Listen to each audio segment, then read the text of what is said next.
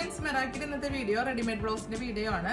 സീസണൊക്കെ ആയതുകൊണ്ട് നമ്മൾ ഇങ്ങനത്തെ വിഷു ഒക്കെ ആയിട്ടും അതുപോലെ എല്ലാ ഫംഗ്ഷനൊക്കെ വെഡിങ് സീസണൊക്കെ ആയിട്ട് നമ്മളിപ്പോൾ ഈ ഒരു കളക്ഷൻ കൊണ്ടുവന്നിരിക്കുകയാണ്. നമുക്ക് ഷോപ്പിൽ അവൈലബിൾ ആണ് റെഡിമെയ്ഡ് ബ്ലൗസ്, പക്ഷെ ഒരു കുറച്ച് അധികം കളക്ഷനായിട്ട് നമ്മൾ ചെയ്തിരിക്കുകയാണ്.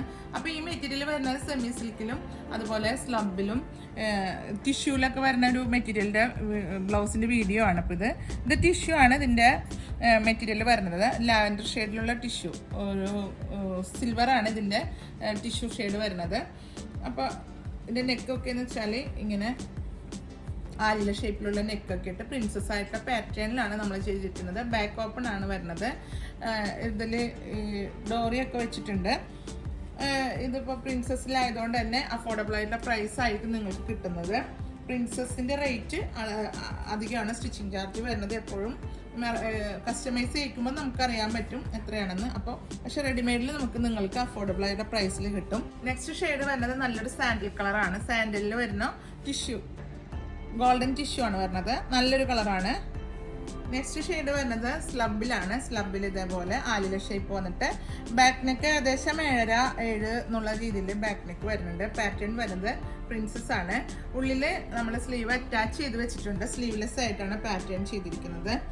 നെക്സ്റ്റ് ഷെയ്ഡ് വരുന്നത് ഒരു സിൽവറിലാണ്, സിൽവർ ടിഷ്യൂലാണ് നെക്സ്റ്റ് ഷെയ്ഡ് വരുന്നത്. ഇതും ഒരു റെഡിഷ് ഓറഞ്ചിൽ വരുന്ന ഒരു ടിഷ്യൂ മെറ്റീരിയലിലാണ് ഇത് വന്നിരിക്കുന്നത്.